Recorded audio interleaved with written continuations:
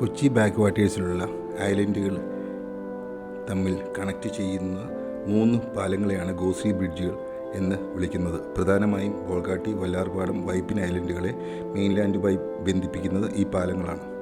Marine ഡ്രൈവിലെ north എൻഡിൽ ഹൈക്കോർട്ടിനും പച്ചാളത്തിനും ഇടയിലാണ് ഗോശ്രീ ബ്രിഡ്ജിലേക്ക് ഉള്ള പ്രവേശനം. ജിഡ ആണ് ഗോശ്രീ ബ്രിഡ്ജസ് നിർമ്മിച്ചത്. 2003 ആദ്യ പാലവും 2004 ജൂണിൽ മറ്റ് ബ്രിഡ്ജുകളും തുറന്ന് ഗതാഗത യോഗ്യമാക്കി. വല്ലാർപാടം കണ്ടെയ്നർ ടെർമിനൽ യാഥാർത്ഥ്യമായത് ഈ പാലങ്ങൾ വന്നതുകൊണ്ട് മാത്രമാണ്. വൈകുന്നേരങ്ങളിൽ പാലത്തിൽ വാഹനങ്ങളുടെ തിരക്ക് അധികമായിരിക്കും.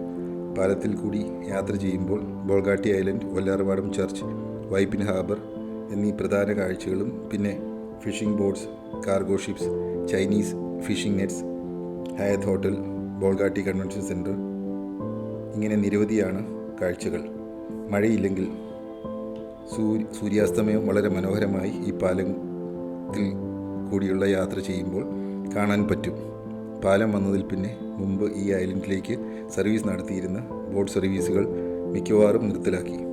മറൈൻ ഡ്രൈവിൽ നിന്നും ടൂറിസ്റ്റുകളെയും കൊണ്ട് കൊച്ചി കായലിലൂടെ പോകുന്ന ബോട്ടുകൾ ഗോശ്രീ ബ്രിഡ്ജിനടിയിലൂടെ യാത്ര ചെയ്യുന്നത് കാണാം.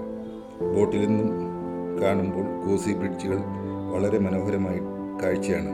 ഗോശ്രീ ബ്രിഡ്ജുകൾ പൊതുജനങ്ങൾക്കായി തുറന്നു കൊടുത്തതിന് ശേഷം ബോൾഗാട്ടി, വൈപ്പിൻ, വല്ലാർപാടം തുടങ്ങിയ ഐലൻഡുകളുടെ വികസനം വളരെ ദ്രുതഗതിയിലായിരുന്നു.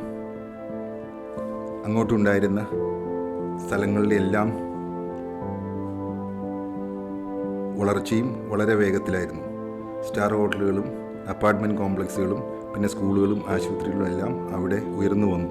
അതോടൊപ്പം കൊച്ചി മെയിൻലാൻഡിൽ നിന്നും അവിടേക്ക് പോകുന്നവരുടെ എണ്ണത്തിലും വളരെയധികം വർധനവുണ്ടായി. സിറ്റിയിലെ തിരക്ക് കുറയ്ക്കാനും ഈ പാലങ്ങൾ ഒരു കാരണമായി.